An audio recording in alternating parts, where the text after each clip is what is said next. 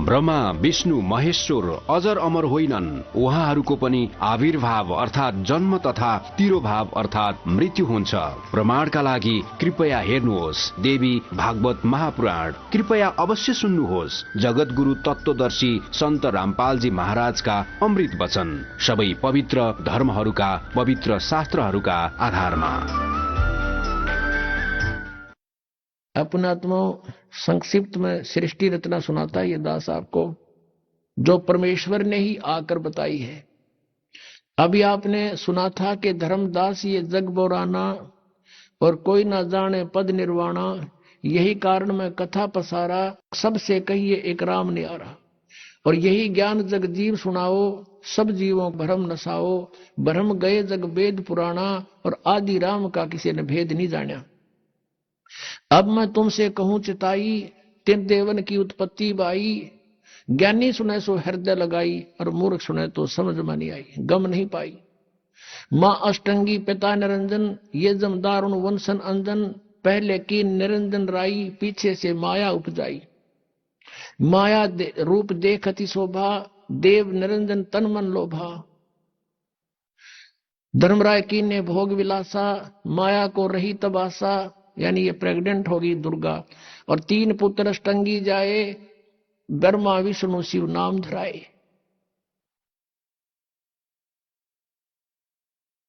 और 3 देव विस्तार चलावे। इस काल के इस ढमढमे को, इस काल को श्राप लगा हुआ 1 लाख जीव खाने का। और उसके लिए इसने अपने 3 पुत्र पैदा किए दुर्गा से। इनको अचेत कर दिया, इनको खुद स्वयं नहीं मालूम हमारा पिता कौन है। और उसने इनको एक एक गुण युक्त कर दिया। ब्रह्मा को रजगुण से परिपूर्ण कर दिया, विष्णु जी को सतगुण से, और शंकर जी को तमोगुण से परिपूर्ण कर दिया। तीनों गुण कहो चाहे 3 देवता कहो। अब इनके प्रभाव से हम यहां उत्पत्ति, आपस में मोह और मार काट, एक दूसरे ने काट दें मार दें, जैसे हाहाकार मचा रखी है। हिंदू मुसलमान का झगड़ा, हिंदू हिंदू का झगड़ा, कित मुसलमान मुसलमान का दुश्मन, राजाओं की लड़ाई, कित फ्लड आ गया, कहीं पर एक्सीडेंट दुर्घटना में इसने कति बुचड़ खाना बना रखा है ये किस ब्रह्मांड। और हम बाकी ने सोचा हम तो नहीं मरे, बाकी वो मर गया फलाना, अच्छा वो हो भाई बड़ी बुरी हुई। और अपना अपन कहना अपना नंबर तो 100 दिन, पर हम आंख मीच रहे कबूतर की तरह, पर कब तक मीचेंगे। तो इस ज्ञान से फिर हमारी आंख भी खुलेंगी, और हमें वो भगवान मिल जाएगा जो इससे आउट कर देगा। ये हमें नहीं मार सकता फिर किसी सूरत में भी। अगर यहां भी तुम जीना चाहते हो सुख से, तो इस मालिक की शरण में रहना पड़ेगा, ताकि वो कसाई खावे को ना अपने।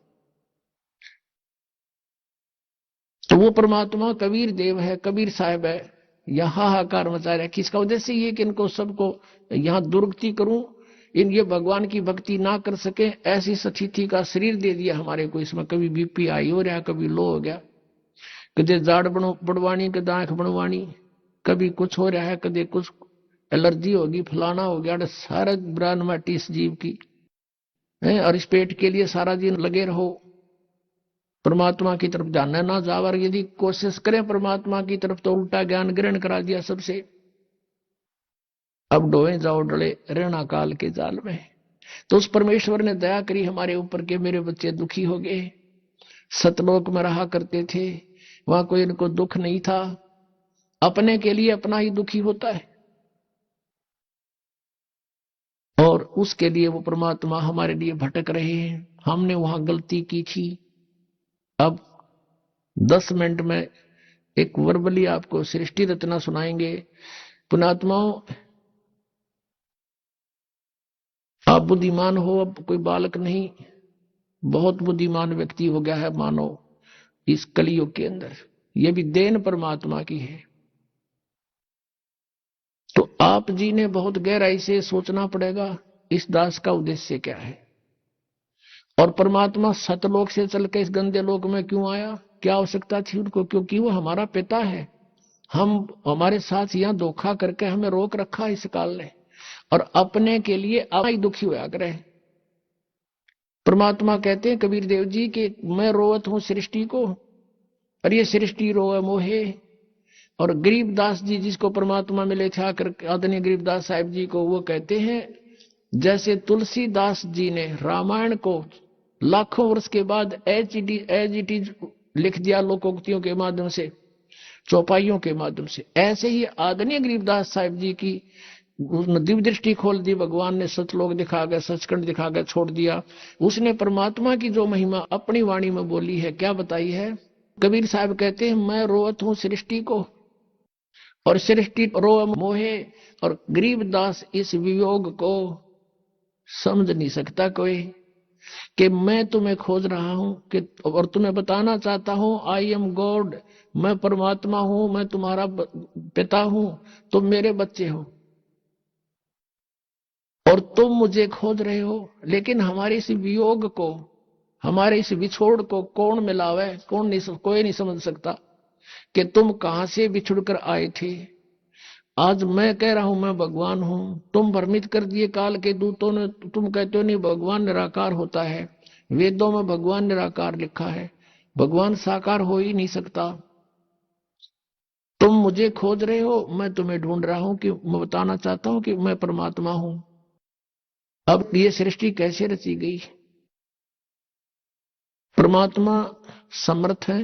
सबसे पहले केवल परमात्मा थे, उन्होंने अपनी वचन शक्ति से ये परमात्मा पहले अकय लोक को स्थापित करके, उसमें उत्पन्न करके, प्रकट करके अकय लोक में रहते थे।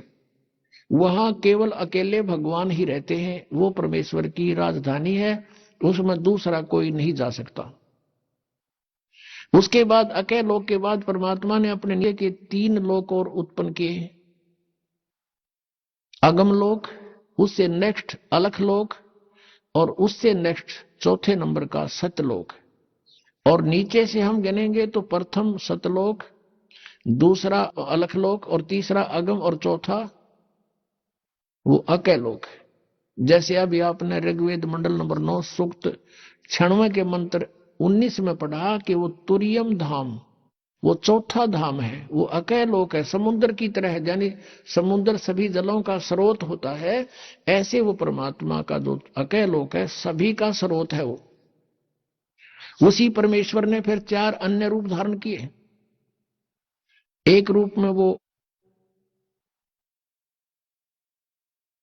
अगम लोक में आके अगम पुरुष नाम से विराजमान हुए, और अलख लोक में आकर के अलख पुरुष, और सतलोक में आकर के वो सतपुरुष नाम से, यानी उपमात्मक नाम है उस परमात्मा की, उपाधि के नाम है ये। उनका रियल नाम कबीर देव है, वो कबीर साहब। जैसे कुरान में अल्लाह अकबर कहते हैं, अल्लाह कबीर, अल्लाह अकबीर, अकबर, अकबर कहने लगे उसको अकबर, वो कबीर है।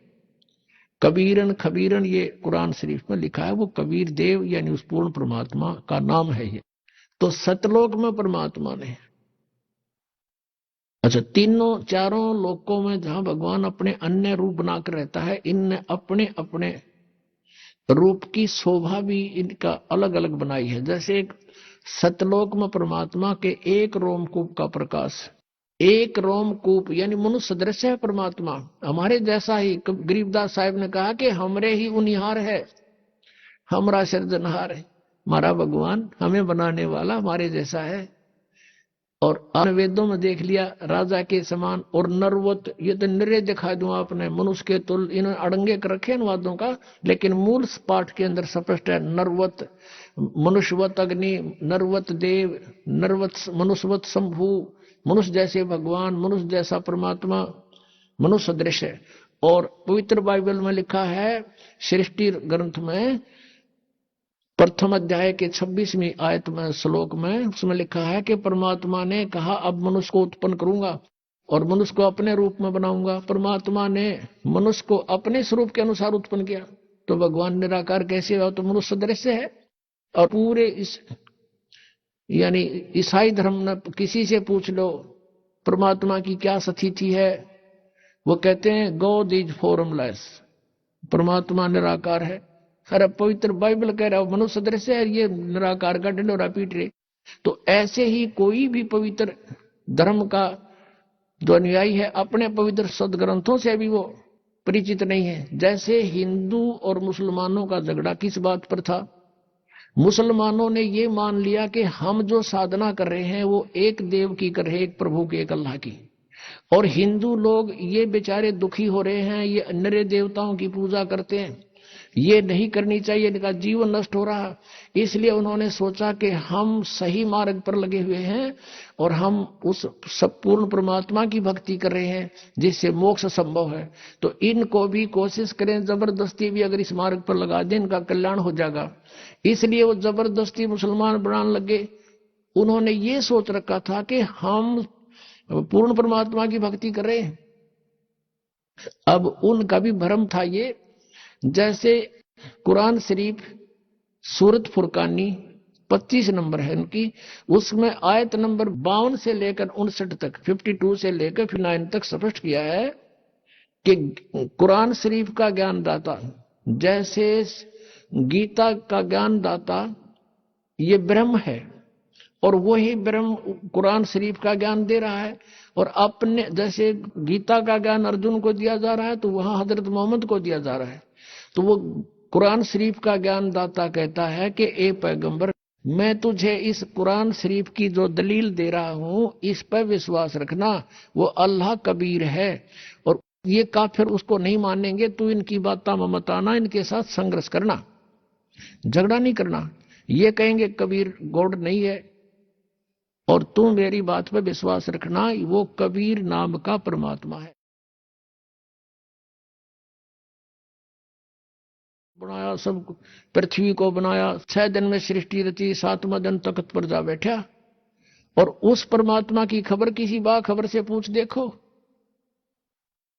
अपने आत्माओं, मुसलमान धर्म के अनुयायी क्या मानते हैं कि कुरान शरीफ का ज्ञान स्वयं हमारे अल्लाह ने दिया है। किसको? हजरत मोहम्मद को दिया है। उसके देने के तरीके चाहे भले ही कुछ भी रहे हो, चाहे वो स्वयं आकाशवाणी से दिया हो, चाहे उसके अंदर वह प्रवेश कर दी हो, या किसी फरिश्ते ने दिया हो, वो केवल संदेश वाहक था, फरिश्ता ज्ञान दिया उस भगवान ने।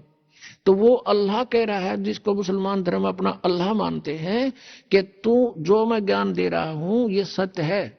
और ये वो परमात्मा है कबीर जिसने 6 दिन में सृष्टि रची, 7वें दिन तख्त पर जा बैठा। और इसकी खबर किसी बाखबर से पूछो। यानी कुरान शरीफ का ज्ञानदाता भी अल्पज्ञ है, वो भी नहीं जानता उस अल्लाह अकबर यानी कबीर परमात्मा के बारे में जिसने 6 दिन में सृष्टि रची, 7वें दिन तख्त पर जा बैठा। उसकी जानकारी तो तत्वदर्शी संत बताओगे, बाखबर, उनसे पूछो। तो इससे सिद्ध हो गया कि ये भी इनकम्प्लीट गॉड की साधना कर रहे थे, अधूरे परमात्मा की। तो और ये इसी आधार से कहा करते थे कि तुम काफिर हो, तुम भगवान को ना पूछकर सब देवताओं की पूजा करते हो। आज उनकी सतीथि भी वहीं पर खड़े हैं, ये काल की पूजा कर रहे थे।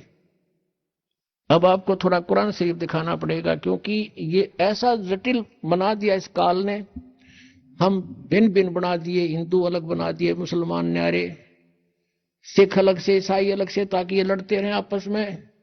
सच्चाई सामने आएगी तो ये फिर झगड़ा करेंगे, ऐसा नहीं है, झूठ बोलता है, लेकिन ये वो गुंजाइश नहीं रहेगी।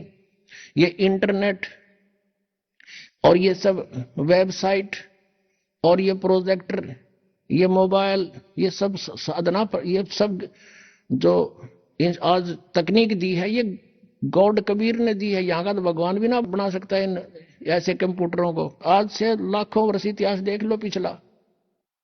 महाभारत का आप कथा सुनते हो, एक रेडू में 6 खेतर जोड़ गए और घिस्से अंडा करते। क्या वो आदमी नहीं थे, वो नहीं बना सके थे इसको, जब आवश्यकता नहीं थी। यानी एक बैलगाड़ी जिसको आज 2 बैल खींच सकते हैं, उस समय 6 टट्टू जोड़ा करते उसमें, ये खच्चर घोड़े, और उसको बड़ा वाहन मानते थे, क्योंकि वो कितना होगा, जंगलों में घसीट के ले जाना पड़ता था, सड़क भी ना बनाया करते ये। तो कहने का भाव ये है कि ये टेक्निक भगवान ने दी है, इसलिए दी है कि अब ये बच्चे मुझे पहचान लेंगे। आज कुछ ऐसे आधुनिक इंस्ट्रूमेंट बना दिए भगवान ने, जिससे भगवान की लीला को समझने में आसानी हो रही है। एक छोटी सी चिप है इतनी की, और उसके अंदर कितना मैटर आ जाता है, गिनती नहीं होती। इसलिए परमात्मा को समझना बहुत आसान है। जैसे हम एक यहां पर बैठा हुआ व्यक्ति फैक्स कर देता है और कहीं निकाल लो उस मैटर ने एज इट इज, कोई तार नहीं बीच में। तो ऐसे ही परमात्मा ने हम सब कर्मों का हमारे अंतःकरण के अंदर हमारे शरीर में एक ऐसा इंस्ट्रूमेंट लगा रखा है जिसमें वो असंख्य जन्मों के आपके संस्कार डिपॉजिट है कोड वर्डों में, और एक कॉपी भगवान के पास है। और उसने परमात्मा ने कोई जरूरत को नहीं आपके पीछे पीछे घूमने की, इंस्ट्रूमेंट लगा दिए, जो करोगे उसमें लिखा पाओगा और वहां देख लेगा काजा, उड़क ऑन कर देगा, आपकी ये चल पड़ेगी सीडी। आपसे पूछने की आवश्यकता नहीं भगवान ने, या तो 6 गवाह चाहिए एक दोषी को करार करने के लिए, वो आवश्यकता नहीं है। कितना दयालु है भगवान आपके ऊपर, वो कितने रजा है आपके ऊपर परमात्मा कबीर देव की।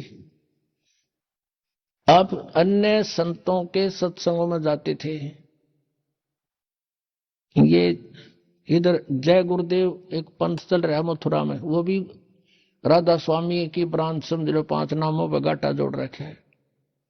वहां से आए हुए भगत बताते हैं कि वहां कह तो ज्ञान नहीं था, और हम उनको परम संत मान के श्रद्धालु वहां बैठे रहते थे। और जहां हम वो सत्संग करते थे, अपने आप एक टेंट लगाए जाते थे, आप पे बनाओ और आप पे खाओ, कितना पढ़ो कितना सो, नाओ धो ना कितना व्यवस्था है, कुछ नहीं उनकी तरफ से व्यवस्था होती थी। अब जाते हैं दूसरे पंथों के पास, संतों के पास, कहते हैं अपना सारा सामान साथ ले जाओ गुदड़ा, और वहां एक प्राण का पूड़ा दे दिया करें, 20 रुपये ले जमा करा दो, ये प्राण बिछाओ और अपने कम्बल बिछाओ और सो जाओ। और ज्ञान क्या दो, 1 घंटे एक 45-50 मिनट एंड बैंड बोल के वो नकली गुरु अपना जा बैठे, श्रद्धालुओं ने मौज मचा दी, बड़ा अच्छा ज्ञान करा। ज्ञान का उन्हें कहेगा भी ना पता, ज्ञान तो ये है दास का गला सूख लेता है, इस ज्ञान का अंत नहीं आता। और आप पर कितनी मेहर कर रखी, नीचे बैठ बिछा रखा भगवान ने, इस दासों की ड्यूटी लगा रखी अपने बच्चों के लिए, तुम कितनी पुण्यात्मा हो। और दे कर काची रजाई और छका के देसी घी का माल बिठा दिए, सुनो मेरी महिमा, ये हो दयालु परमात्मा। हम खोज रहे थे, हमें ढूंढा नहीं मिल रहा था, ये यहां भी इतना सुख देगा तो वहां तो पता नहीं क्या कर देगा।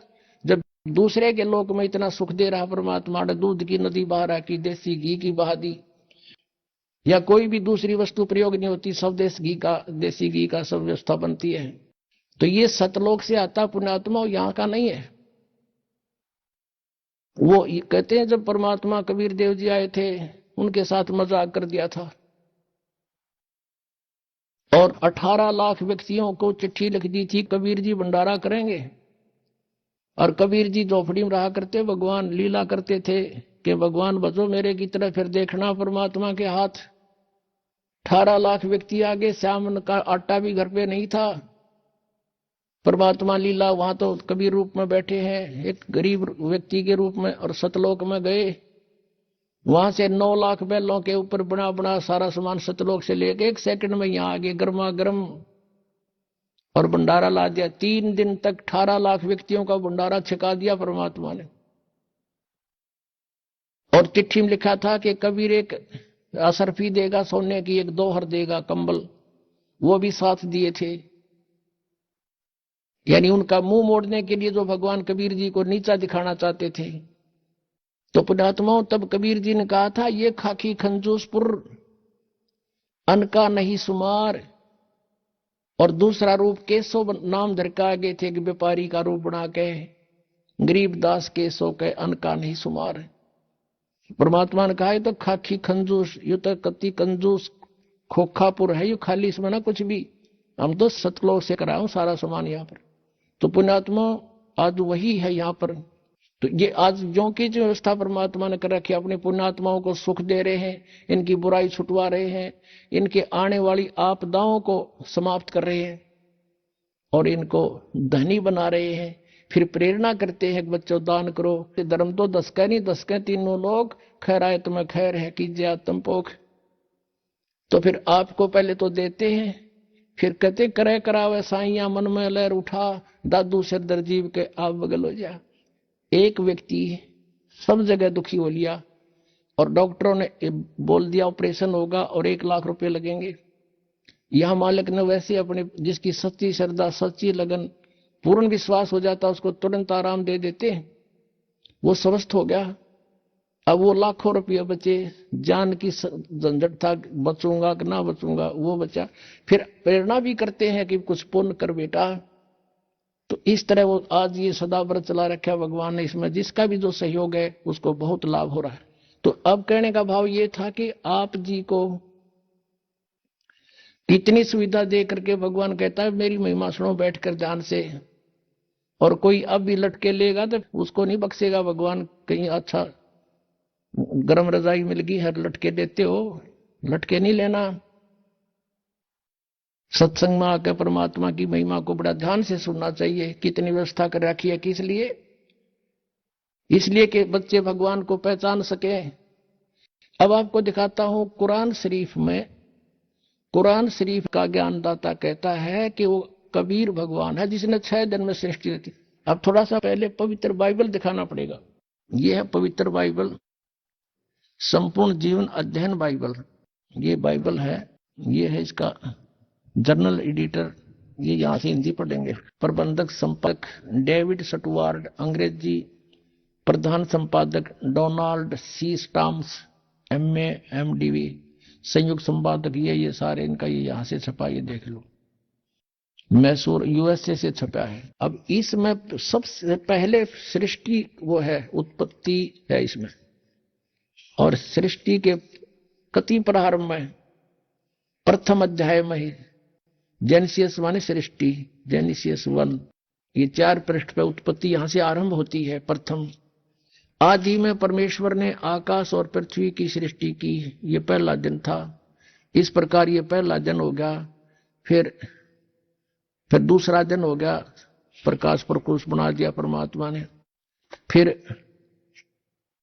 ये तीसरा सांझ भी भोर हो गया, फिर तीसरा दिन हो गया। जो कुछ भी इसमें फलदार वृक्ष जिनके बीज एक एक जाति के अनुसार बनाए, ये इस प्रकार।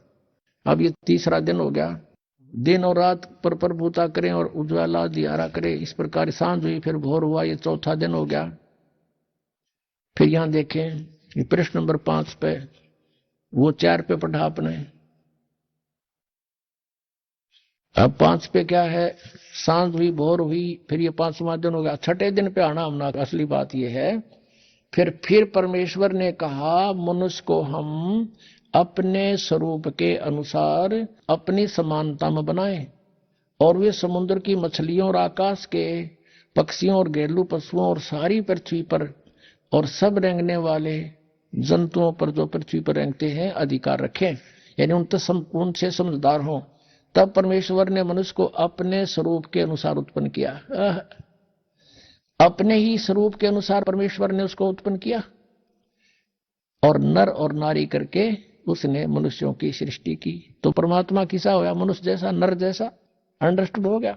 अब यहां देखिएगा, इस प्रकार छठे दिन भोर हुई, सांझ हुआ, इस प्रकार ये 6वां दिन हो गया। अब 7वां दिन, और अब परमेश्वर ने अपना काम जिसे वह करता था 7वें दिन समाप्त किया।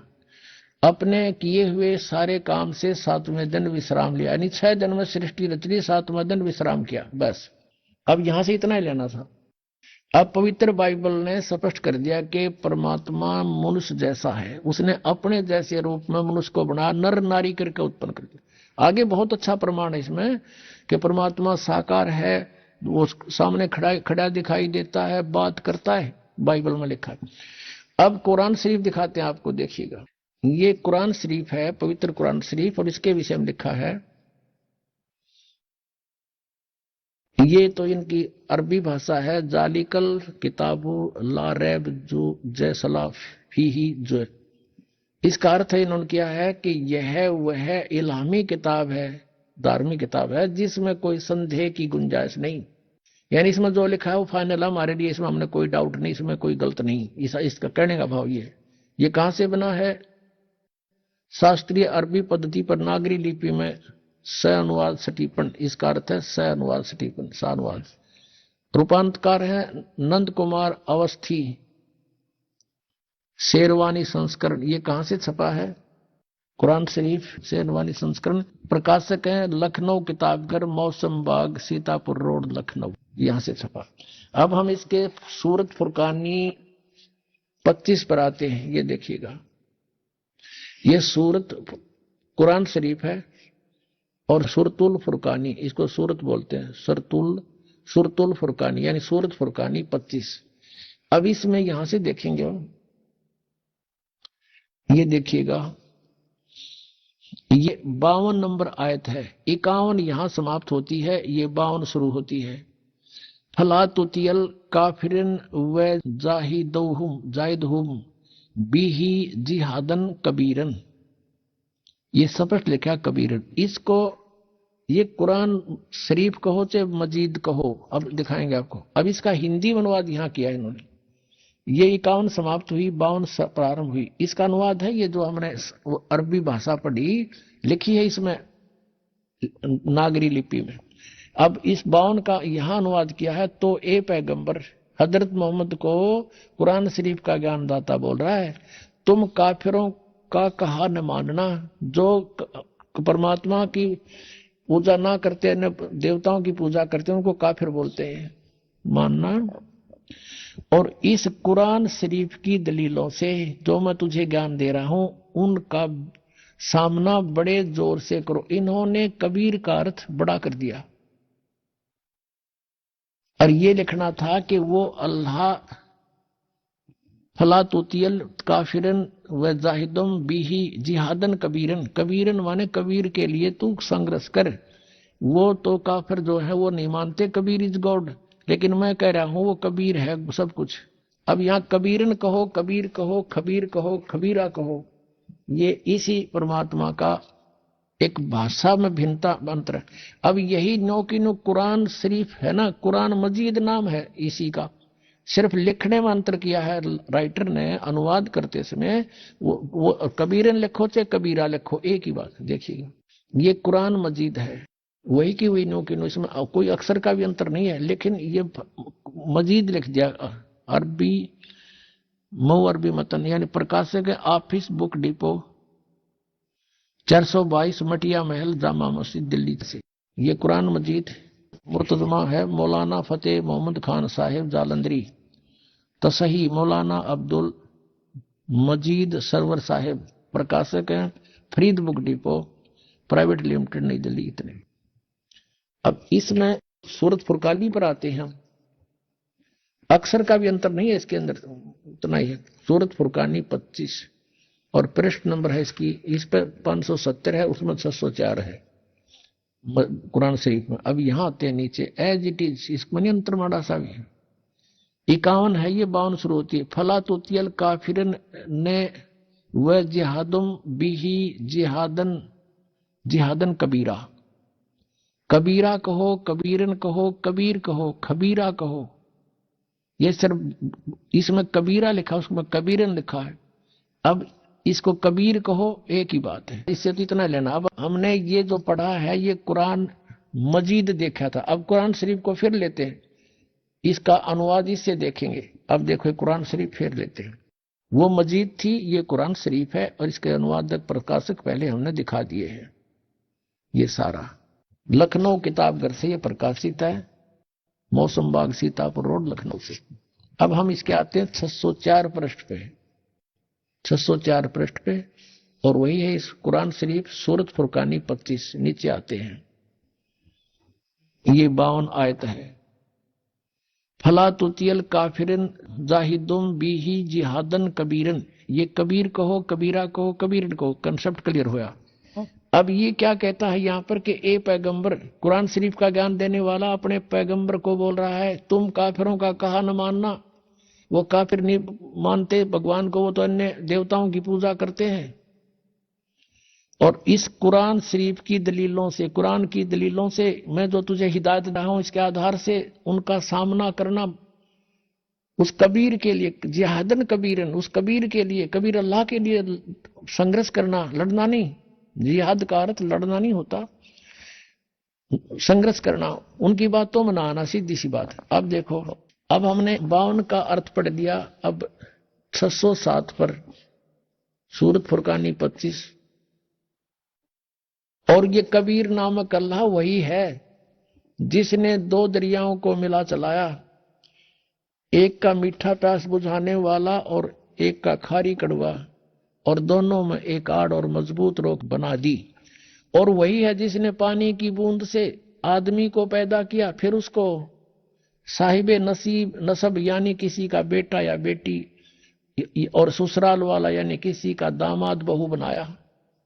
और तुम्हारा परवरदिगार हर चीज के करने में शक्तिमान है। और काफिर अल्लाह के सिवा ऐसों को पूजते हैं, देवताओं को, जो न उनको नफा पहुंचा सकते हैं और न उनको कोई नुकसान पहुंचा सकते हैं। और काफिर तो अपने परवरदिगार से यानी कबीर अल्लाह से मुंह मोड़े बैठे, पीठ दिए हुए हैं, मुंह मोड़े हैं।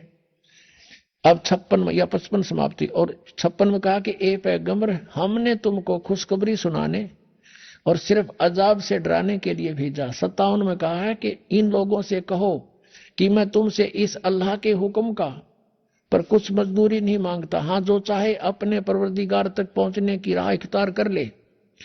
अब 58 में कमाल कर दिया, ए पैगंबर, उस जिंदा पर भरोसा रखो, चैतन्य नहीं। कबीर परमात्मा जैसे अच्छी आत्माओं को मिलते हैं, वेदों में आपने पढ़ा, ऐसे आदरणीय धर्मदास जी को, आदरणीय गरीबदास साहिब जी को, आदरणीय नानक साहिब जी को, ऐसे ही आदरणीय मोहम्मद साहिब जी को मिले थे इस जिंदा महात्मा के रूप में।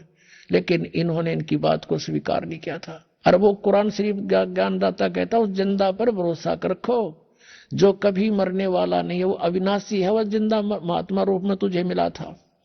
और तारीफ के साथ उसकी पाकी बयान करते रहो। यानी गीता ज्ञानदाता किसी और अल्लाह की पाकी बयान करने को कह रहा है, और अपने बंदों के गुनाहों से वो काफी खबरदार है। ये कबीर है। यहां पर ये 58 नंबर आयत है, यहां देखो 58, ये 58 है, यहां पढ़ेंगे। ये खबीरा लिखा है, इबादही खबीरा। अब इबादही माने पूजा के योग्य, वो कबीर है। इबादत माने पूजा, इबादही यानी पूजा के योग्य, वो कबीर है। कबीर 58। यहां फिर हम आएंगे इसके। ये 58 हम पढ़ रहे हैं कि वो अपने भक्तों के, वो जिंदा रूप में तुझे मिला था, उस पर भरोसा रख, वो अविनाशी परमात्मा है। और तारीफ के साथ उसकी पाकी बयान करते रहो। अपने बंदों के गुनाहों से वह कबीर खूब खबरदार है, यानी पाप नाश कर देता है।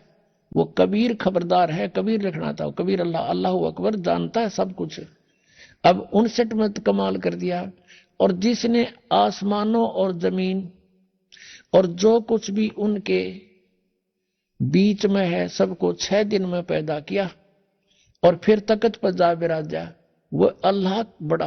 अब इन्होंने यहां भी कबीर का अर्थ बड़ा कर दिया। वो अल्लाह कबीर है, ये लिखना था, वो अल्लाह कबीर है। ये 59 में, यहां देखो, ये फिर 59 आ गई। इसमें फिर खबीरन लिखा है, अरहमानू फसल भी ही खबीरन, कबीरन कहो, कबीर कहो, खबीर कहो। तो इसका अर्थ भी बड़ा कर दिया। अब फिर पढ़ेंगे इस 58 नंबर को, जिसने आसमानों और जमीन और जो कुछ उनके बीच में है सबको 6 दिन में पैदा किया। जो पवित्र बाइबल जो ज्ञान देता है 60% ज्ञान वही कुरान शरीफ में है। 6 दिन में पैदा किया, फिर तख्त पर जा बिराजा। वह अल्लाह बड़ा, वो अल्लाह कबीर, वो अल्लाह अकबर, वो अल्लाह कबीर है, वो भगवान कबीर बड़ा दयालु है, रहमान है। और उसकी खबर, उसकी जानकारी किसी बाखबर इल्म वाले यानी तत्वदर्शी संत से पूछ देखो। इससे सिद्ध हो गया कि कुरान शरीफ का ज्ञानदाता भी उस अल्लाह यानी बड़े भगवान, जिसको ये बड़ा कहते हुए मान ले, उसके बारे में अल्पज्ञ है, उसकी जानकारी नहीं रखता। उसके लिए स्पष्ट किया है कि वो साकार परमात्मा है, उसका नाम कबीर है। 6 दिन में सृष्टि रची और 7वें दिन तख्त पर जा बैठा, तो वो विराजमान हुआ। तो एक देशीय है और साकार है, मनुष्य सदृश है, वो पवित्र बाइबल ने सिद्ध कर दिया। अब आज उन मुसलमान भाइयों का दावा भी गलत सिद्ध हुआ जो हिंदुओं को यूं कहते थे ये देवताओं को पूजे, इनका मोक्ष नहीं हो सकता। तो वो भी अब काल के ही जाल में है, उनको भी सोचना पड़ेगा। हम एक पिता की संतान है। पुण्यात्माओं, परमात्मा का पाना बहुत आसान है। ये विश्वास होना कि कौन परमात्मा है, वो क्या स्थिति में है, वो कैसी लीला करता है उसको पहचानना अनिवार्य है। और कौन सी वे ऑफ वर्शिप है, वो पूजा की विधि क्या है जिससे मोक्ष होगा, वो कौन है, कैसा है, उसका नाम क्या है, उसका प्रमाण क्या है। तो उसका प्रमाण सदग्रंथों में है। गीता जी अध्याय नंबर 16 के श्लोक नंबर 23 में कहा कि अर्जुन जो शास्त्र विधि को त्याग कर मनमाना करते हैं उनको, उनकी न तो गति होती है यानी मोक्ष नहीं होता, ना उनको कोई सिद्धि प्राप्त होती है और न ही कोई सुख होता है, यूजलेस। 24वें श्लोक में 16वें अध्याय में कहा गीता जी में कि अर्जुन इससे तेरे लिए अर्जुन शास्त्र ही प्रमाण है कर्तव्य और अकर्तव्य के लिए, कौन सी करनी चाहिए साधना, कौन सी ना करनी चाहिए। किसी के लोकवेद पर विश्वास ना करना, जैसे इन राधा स्वामी वालों का लोकवेद आपने दिखा दो तो हंसी आवे। इनको ये नहीं मालूम सतनाम खान का है कि पीण का, गाटा जोड़ रखा। सतनाम सार नाम भी वही है, सतनाम भी सार, सतनाम को कहते हैं सतपुरुष भी सतनाम, सार शब्द भी सतनाम, और सचखंड भी सतनाम, और सतपुरुष भी सतनाम। ये जाएंगे सतलोक है थरा गजब भैया। अपनात्माओं सृष्टि रचना सुनाने के लिए इतनी भूमिका बनाई थी ताकि आपका ये बात यकीन हो, विश्वास हो कि ये दास जो कह रहा है और परमात्मा ने जो कहा दास वही कह रहा है। एक तो आपने इस तत्व ज्ञान को समझने के लिए जो इस आश्रम में आते हैं, ये निरसंशय हो जाना कि ये दास जो शब्द बोलेगा वो 100% सत्य होंगे। फिर आपको समझण में आसानी हो जाएगी, इस मन का फतूर ना रहे। और ये विश्वास दिलाने के लिए कि दास जो बोल रहा है वो सारी साची है, ये प्रमाण दिखाता हूं। इन प्रमाणों को समझने के बाद फिर आपको ये भी देख लेना कि कहीं कोई ना प्रमाण दिखा पावे दास, और जो शब्द बोलेगा वो प्रमाणित समझ लेना, तो बहुत शीघ्र समझ में आ जाएगी आपके भगवान की ये परिभाषा। अब ये जो सृष्टि रचना जो दास सुनाने चला था, अब बहुत शॉर्टकट में सुनाऊंगा, 5-4 मिनट में, समय अच्छा हो गया है। पुणात्मा वैसे तो परमात्मा के लिए तो महापुरुषों ने जैसा भी उनके गुरुओं ने बता दिया सी रहने की तैयारी कर दी, सारा खड़े होकर तप किया, अग्नि के चारों तरफ आग जला के बीच में बैठ के तप किया, घर त्याग दिया, ऊपर को पैर करके साधना की, व्रत भी रखने शुरू कर दिए। जैसे जैनियों में देखो आप इतने घोर व्रत कराते हैं, उपवास रखवाते हैं, वो भी उनको मंजूर है, एकादशी तो डेथ भी हो जाती है लेकिन फिर भी वापस नहीं हटते। तो परमात्मा पाने के लिए हमने समय निकालना चाहिए। और ये कथा परमात्मा की सत्यनारायण कथा है, इसको सुनने से भी आत्मा प्रबल होती है, इससे चार्ज होती है, कुछ पाप इस ज्ञान यज्ञ से नाश होते हैं जो दास आपको सुना रहा है। और पहले हम क्या करते थे, जैसे जब ये ज्ञान नहीं था, पहले वीसीआर चले थे और एक वीसीआर का एक नाइट का 100 रुपये चार्ज होता था। 3 कैसेट लिया करते, 3-3 घंटे की फिल्म, और शाम ने चालू कर दिया करते 8 बजे, और चाय बनवाए जाते और पिए जाते हैं, और नुआख पाड़े देखे जाते। भाई पूरे 100 रुपये पूरे कराएंगे, तीनों फिल्म चलाएंगे, 9 घंटे चलाते, और लेना एक न देना दो, बकवाद सारी। और यहाँ परमात्मा की कथा अगर 10-20 मिनट पहले ज्यादा भी हो जा तो हौसले से कथा सुननी चाहिए भगवान की, क्योंकि ये अनमोल रतन आज तक किसी को प्राप्त नहीं हुआ। आप पर वर्षा करवाई भगवान ने। और पहले हम सांग देखने जाया करते गांव में बैठ जाते, वो बकवाद करें जाते, और हम रेत में बैठ जाते जहां गधे भी ना बैठे, और सुबह देखा करते ना यहाँ बैठे थे काल रात ने तेरे की, तो दिन में जब देखा भी ना जा उस रेत में बैठे थे और बकवाद सुना करते थे। और यहाँ सारी सुविधा दी भगवान ने अपने बच्चों को, और ये ज्ञान सुना रहे हैं। आप आपकी किस्मत का अंदाजा नहीं लगा सकते कितने पुण्य हैं आपके। लख बर सूराजो जही लख बर सामद दे, लख बर यती जहान में जबकि तो सतगुरु शरणा ले। बहुत पुण्यकर्मी युगों युगों के तुम रहे हो, आज आपको यहाँ कोई भी कारण बना के से दुखी करके से सुखी करके लाए हैं भगवान। आप रहम किया उसने, आपके लिए जो दुख तुम्हें यहाँ लेकर आया वो दुख भी आपके लिए वरदान होगा कि इसके कारण आपको भगवान मिल गया। और दुख तो इसके दरबार में रहना ही को नहीं, जब विश्वास आपके दृढ़ हो गया था। तो सतलोक के अंदर परमात्मा ने एक शब्द में 16 द्वीप उत्पन्न किए, फिर 16 वचनों से एक एक पुत्र की उत्पत्ति की। उसके बाद परमात्मा ने उन 16 पुत्रों में से जिसका नाम अचिंत था, उससे कहा कि अचिंत अब तू सृष्टि रच। उसको आदेश दिया, ये दिखाने के लिए कि बालकों का काम नहीं सृष्टि रचना, समर्थ बिन कोई काम सफल नहीं होता।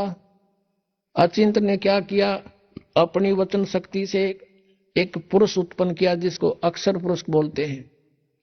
गीता जी अध्याय नंबर 15 के श्लोक 16 में 2 पुरुष कहे, सर पुरुष और अक्षर पुरुष। अब सर पुरुष और अक्षर पुरुष की उत्पत्ति बताई जा रही है कैसे हुई। अक्षर पुरुष की उत्पत्ति अचिंत ने अपने वचन से की, परमेश्वर के आदेश से। परमात्मा ने उसको इतनी शब्द शक्ति दे दी थी। अक्षर पुरुष जब उत्पन्न हो गया, वो अपनी मनमर्जी से चल पड़ा। अचिंत ने कहा था मेरा सहयोग दे सृष्टि में, उसकी नहीं मानी। जाकर के एक मान सरोवर है ऊपर अमृत जल से भरा हुआ, उसमें जाके छलांग लगाई नहाने के लिए और उसमें आनंद आया, सो गया। वहां श्वासों से शरीर नहीं है।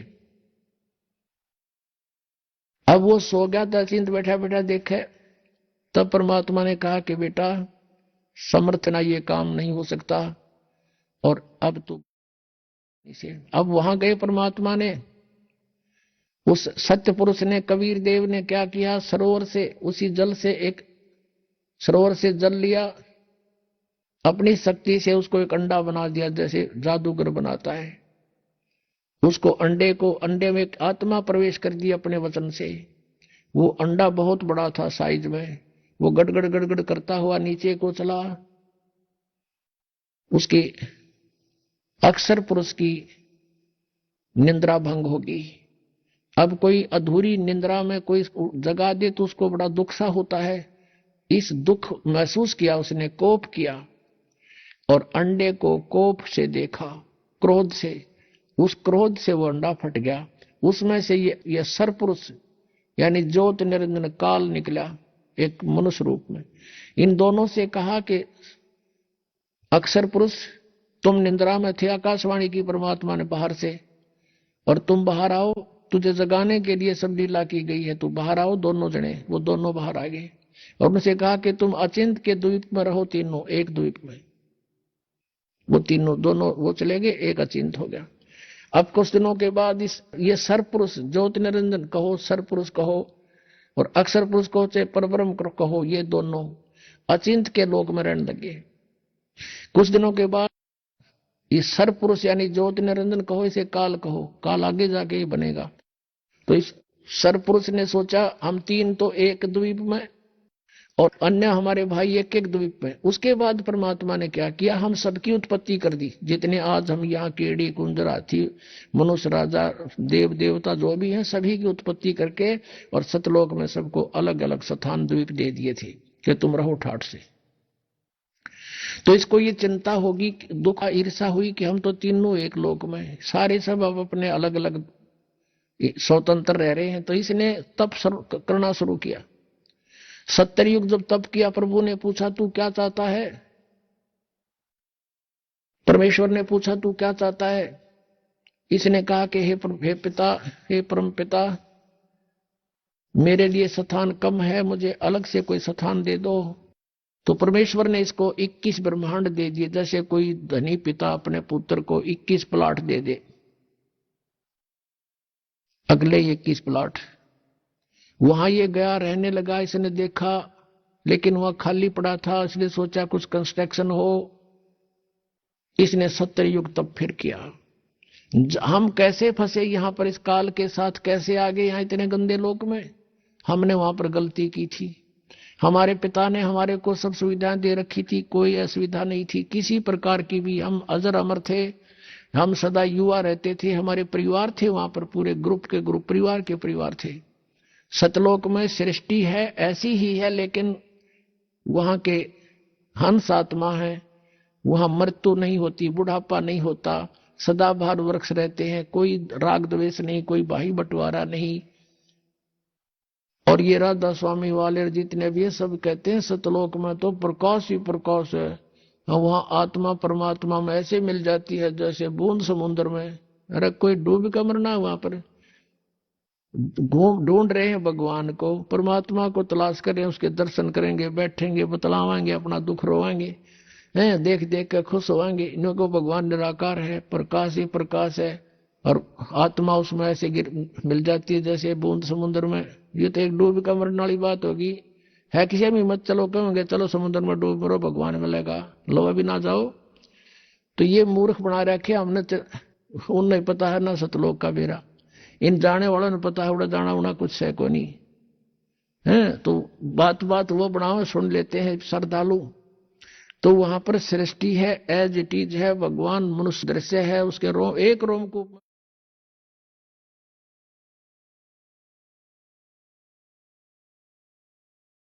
यहाँ आता है। वेद भी बता रहे हैं, और ये 600 साल पहले परमात्मा ने अपनी महिमा आप बता रखी है कबीर वाणी में।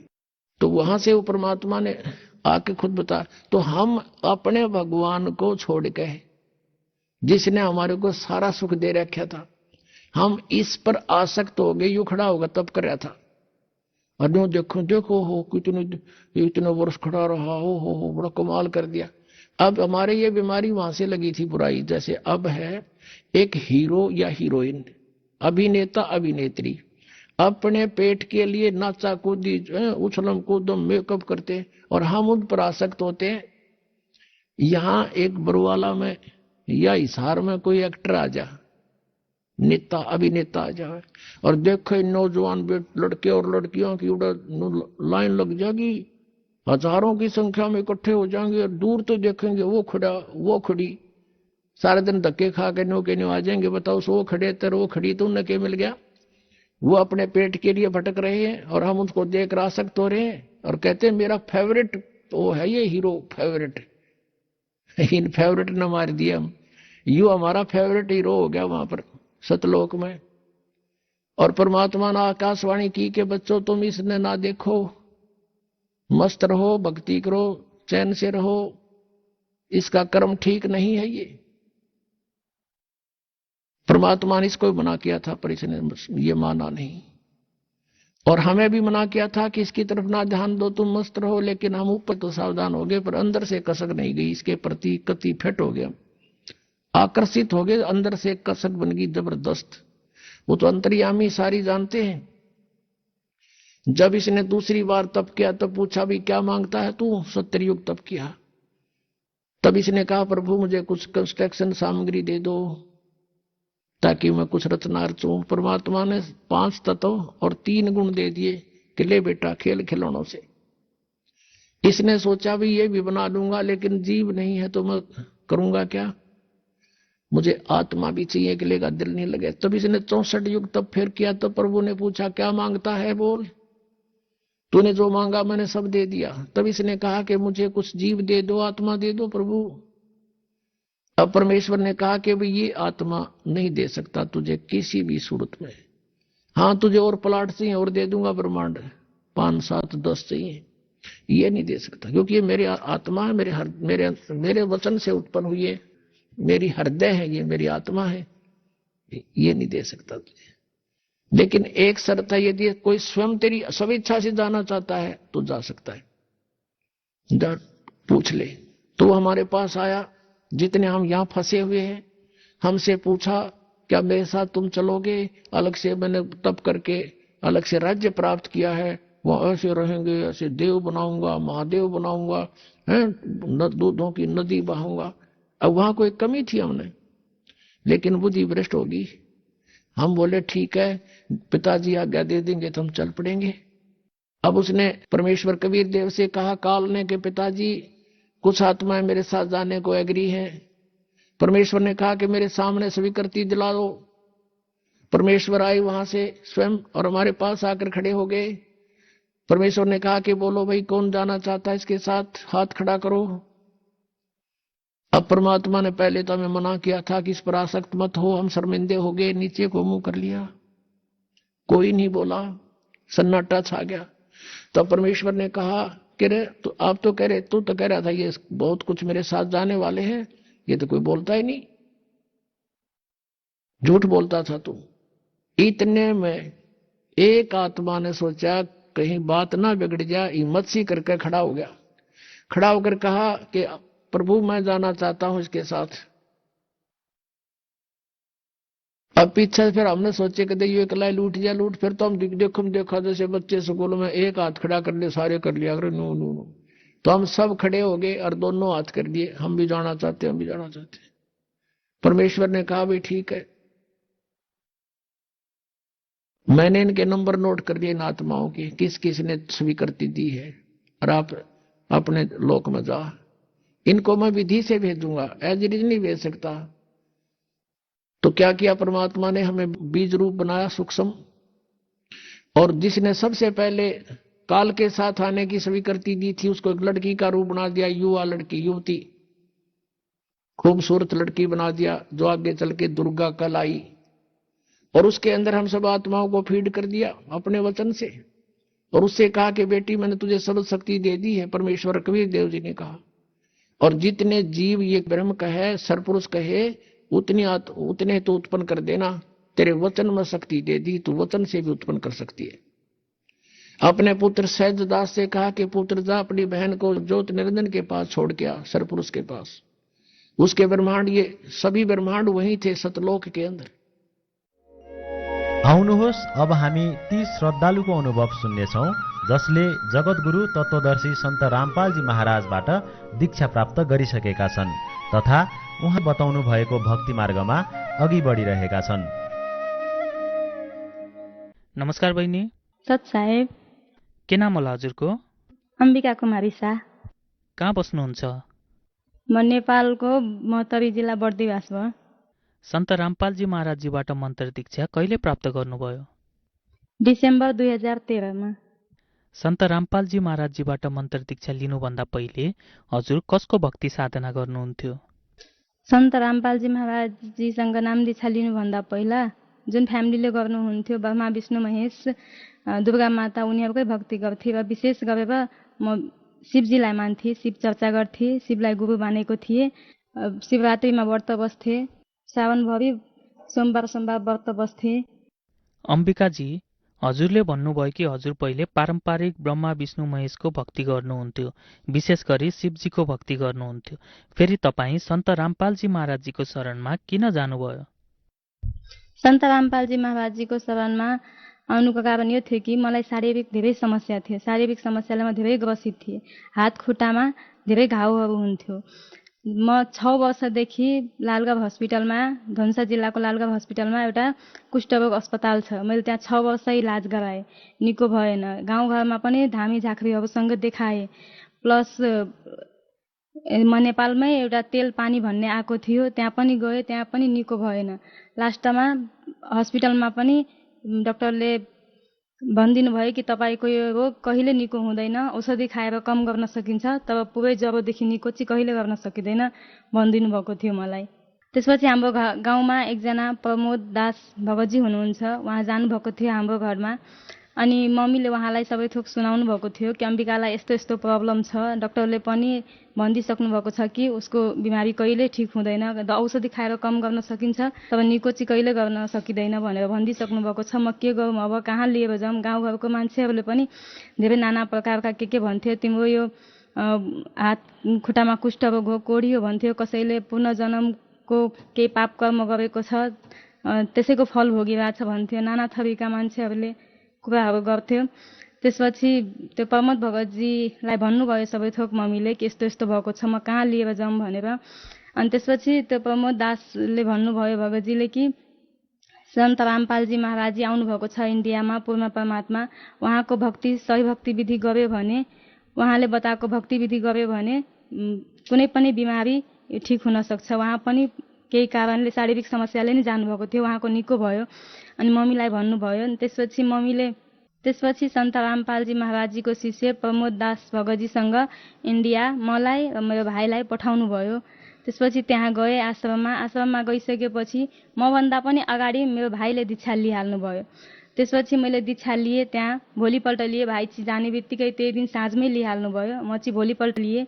सन्त रामपालजी महाराजजीबाट मन्त्र दीक्षा लिनु भएपछि हजुरका ती सबै समस्याहरू ठिक भए त? हजुर, अब चाहिँ कुनै समस्या छैन, सबै ठिक भइसक्यो। सन्त रामपालजी महाराजजीसँग आशीर्वाद लिने टाइममा मैले भनेको थिएँ कि देखिए न परमात्मा, मेरे हाथ पाँव में बहुत घाव हो रहा है। गुरुजीले भन्नुभयो कि बेटा भक्ति करो, सब ठीक हो जाएगा।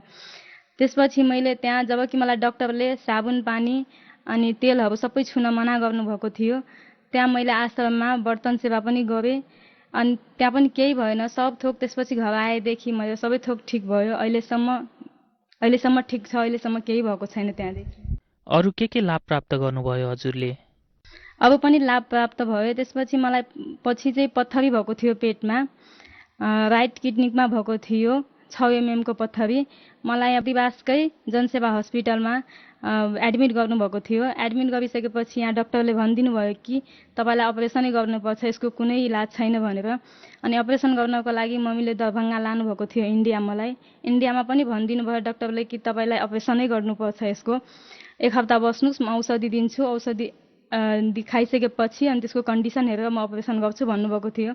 तर हामीले केही व्यवस्थाको साथ नगएको कारणले औषधि हामीलाई 1 हप्ताको दिनु, हामी पछि आएर गर्छौँ भनेर भन्नुभयो।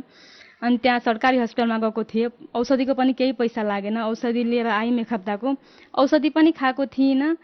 सन्त रामपालजी महाराजजीको दयाले यति मलाई प्यास लाग्न थाल्यो कि पानी खाँदा खाँदै त्यसपछि कहाँबाट त्यो पत्थरी गयो थाहा पाइनँ। पछि मैले भिडियो एक्सरे गर्दाखेरि तपाईँको पत्थरी छैन भनेर भनिदिनु भयो। यो चाहिँ सन्त रामपालजी महाराजजीको कृपाले भएको हो।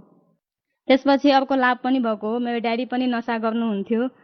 पहिला ड्याडीले नसा गर्नुहुन्थ्यो, उहाँलाई चुरोटको नसा थियो अनि जाँड रक्सी पनि खानुहुन्थ्यो। पछि उहाँले सन्त रामपालजी महाराजजीसँग दीक्षा लिइसकेपछि नसा पनि छोडिदिनु भएको छ। घरमा पनि आर्थिक स्थिति कमजोर थियो, तर परमात्माको दयाले अहिले चाहिँ सब थोक ठिक छ, सबैजना नसामुक्त छ र सन्त रामपालजी महाराजजीसँग दीक्षा लिइसकेपछि सबैजना भक्ति गरिरहेछन्। अहिले चाहिँ शारीरिक आर्थिक सब थोकले ठिक छ। सन्त रामपालजी महाराजजीले कसरी नसा कुलत छुटाउनुहुन्छ? यसको लागि कुनै औषधि दिनुहुन्छ कि उहाँले? सन्त रामपालजी महाराजजीले कुनै यस्तो बुटी दिनुहुन्न, तर उहाँको ज्ञानमा यति धेरै पावर छ कि उहाँको ज्ञान सुन्ने बित्तिकै मान्छेले नसा गर्नुको त कोही छोड्नु, नसाको हातसम्म लगाउँदैन। तपाईँले कुनै यति सानो 2 वर्षको बच्चालाई पनि 3 वर्षको बच्चालाई पनि सोध्नुभयो भने, केही चुरोटको लागि कहाँ छ बाबु दोकान भनेर सोध्नुभयो भने पनि त्यसले भन्दैनन्, किनकि परमात्माले यस्तो ज्ञानै दिनुभएको छ कि उहाँले नसाको दोकानसम्म पनि देखाउँदैनन् तपाईँलाई। कतिपय मानिसहरूले सन्त रामपालजी महाराजजीलाई एक हिन्दू विरोधी सन्त भनेर भन्ने गर्छन्। उहाँले ब्रह्मा विष्णु महेशको भक्ति छुटाउनुहुन्छ भनेर पनि भन्छन्। यस विषयमा हजुर के भन्न चाहनुहुन्छ? सन्त रामपालजी महाराजजीले ब्रह्मा विष्णु महेशको भक्ति छुटाउनुहुन्न, उहाँले यथार्थ सद्भक्ति बताउनुहुन्छ, शास्त्र खोलेर प्रमाण सहित देखाउनुहुन्छ। यदि कसैले सन्त रामपालजी महाराजजीबाट मन्त्र दीक्षा लिन चाहनुहुन्छ भने उहाँले सन्त रामपालजी महाराजजीबाट मन्त्र दीक्षा कसरी प्राप्त गर्न सक्नुहुन्छ? सन्त रामपालजी महाराजजीसँग नाम दीक्षा लिनको लागि नेपालका विभिन्न च्यानलहरूमा सत्सङ्ग आउँछ सन्त रामपालजी महाराजजीको। त्यहाँ तल एउटा पट्टी चलिरहेको हुन्छ, त्यहाँ पट्टीमा नम्बर दिएको हुन्छ आश्रममा, त्यो नम्बरमा कन्ट्याक्ट गरेर नाम दीक्षा लिन सकिन्छ। सन्त रामपालजी महाराजजीबाट मन्त्र दीक्षा लिन कति शुल्क लाग्छ? सन्त रामपालजी महाराजजीसँग दीक्षा लिन कुनै पनि पैसा लाग्दैन। निशुल्क नाम दीक्षा दिनुहुन्छ र निशुल्क नाम दीक्षा दिनुको साथसाथ निशुल्क खान बस्न सब थोक निशुल्क व्यवस्था हुन्छ त्यहाँ। धन्यवाद सत साहेब।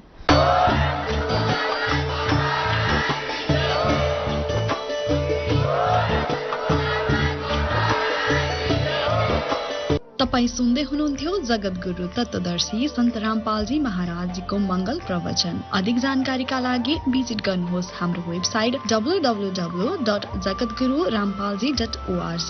सन्त रामपालजी महाराजजीको शुभ आशीर्वादले पूरा विश्वभरमा 500 भन्दा पनि अधिक मन्त्र दीक्षा केन्द्रहरू छन्, जसमा सन्त रामपालजी महाराजजीद्वारा अनलाइन निशुल्क मन्त्र दीक्षा दिँदैछ। आफ्नो नजिकको मन्त्र दीक्षा केन्द्र पत्ता लगाउनका लागि सम्पर्क गर्नुहोस् 98 511 89 381।